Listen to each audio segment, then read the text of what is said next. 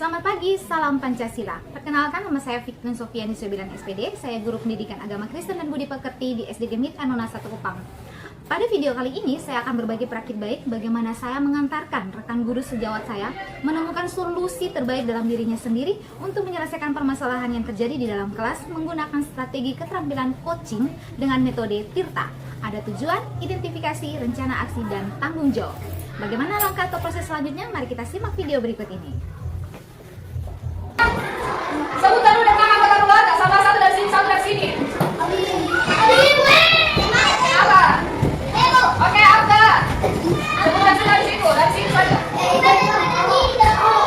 Kenapa dulu?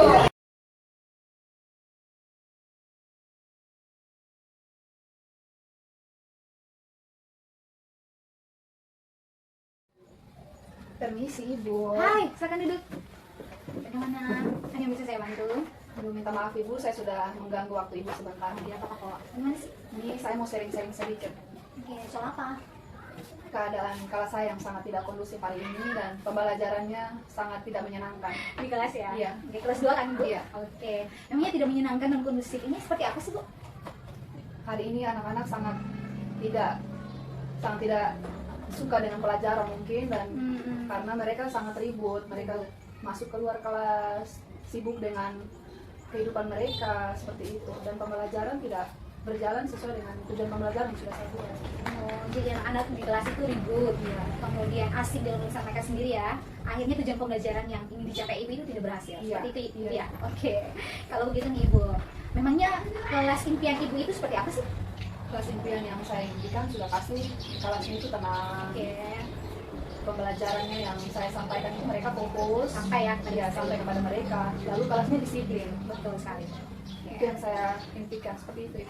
Bukan Ibu saja loh yang impikan, saya juga nih. Kalau setiap kali masuk kelas, impian saya seperti itu. Nah, kalau impian kelasnya seperti itu, rencana Ibu atau strategi apa nih yang harus Ibu buat? Saya sudah punya aturan kelas Ibu. Oh, aturan kelasnya sudah ada ya? Iya, yang Oke. saya buat bersama anak-anak. Oke. Seperti itu. Seperti apa sih aturan? Aturan kelasnya yang pasti yang pertama itu tidak ribut, Oke, tidak ribut. terus tidak berkelahi, Iya. ketika keluar itu meminta izin. Iya, betul sekali. Seperti itu. Itu aturan kelas yang sudah saya buat bersama anak-anak. Oke. Nah, aturan kelas yang dibuat ini ada kata jangan, kemudian tidak ya. Anak-anak tuh suka tertantang nih. Kalau dibilang jangan, apalagi tidak, mereka lebih tertantang untuk melakukan, mencobanya seperti itu, ya kan Bu? Iya. Oke, menurut Ibu nih, biar anak-anak bisa taat dengan aturan kelas yang sudah Ibu buat bersama anak-anak tadi, harus diapakan atau dibuat seperti apa biar mereka lebih taat? Saya rasa mungkin aturan kelas yang sudah saya buat tadi seperti tidak ribut, Iya, betul Bu. jangan melakukan ini dan itu, mungkin saya lebih menyederhanakan bahasa Betul sekali Bu. untuk lebih ke positif yang mereka bisa memahaminya.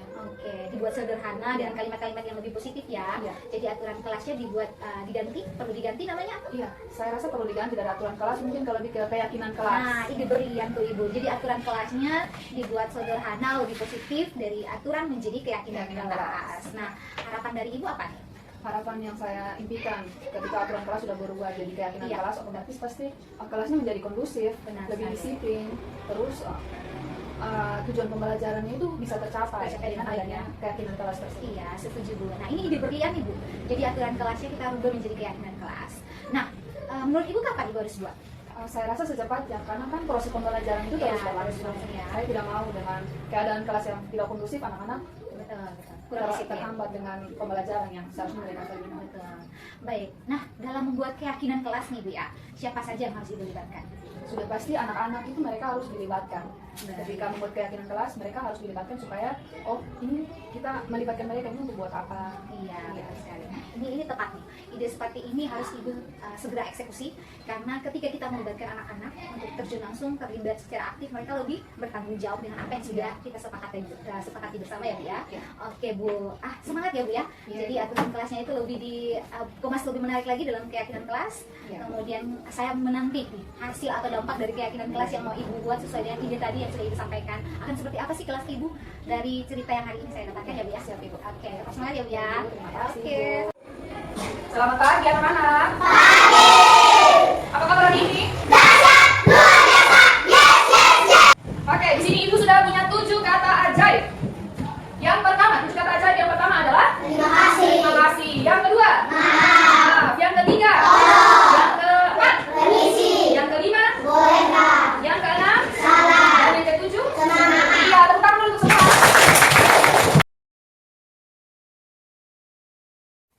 siang Ibu. Selamat siang, masakan dulu.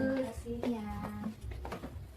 Baik Ibu, maksud dan tujuan saya datang ke sini, saya ingin berbagi cerita baik tentang kelas saya hari ini, sesuai janji saya tempo hari. Oh iya.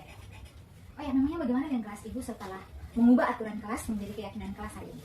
Wah, saya sangat terbantu Ibu, karena setelah berbagi dan mendapatkan arahan dari Ibu, saya dapat menemukan solusi dan menyelesaikan masalah saya sendiri, Bu. Wah, syukurlah ya kalau gitu ya.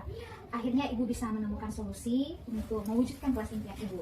Nah, saya turut senang, saya turut berbangga. Kalau Ibu sendiri bagaimana dengan perasaan Ibu? Perasaan saya sangat lega, bangga, dan saya merasa lebih percaya diri karena saya sebagai pemimpin pembelajaran. Hari ini pembelajarannya berjalan dengan tertib dan lebih disiplin. Wow, luar biasa ya. Nah, sekarang Ibu sudah merasakan nih manfaat dari mengubah aturan kelas menjadi keyakinan kelas. Nah, rencana Ibu selanjutnya apa? Saya akan terus mengingatkan anak-anak tentang keyakinan kelas dan akan terus melanjutkan praktik baik ini sebagai estafet untuk berbagi dengan guru kelas 6 karena yang saya amati, beliau juga memiliki permasalahan yang sama dengan saya, Bu. Oh, ide brilian itu, Bu. Kapan Ibu mau berbagi dengan beliau? Saya akan lihat waktu yang tepat untuk lebih leluasa berbagi dengan beliau dan semoga cepat dipraktikkan juga di kelas. Benar, Bu. Kita perlu melanjutkan praktik baik ini kepada orang lain karena bergerak sendiri tidak asik ya, Bu ya. Oke Bu, sukses selalu ya buat berbagi praktik baik ke depannya.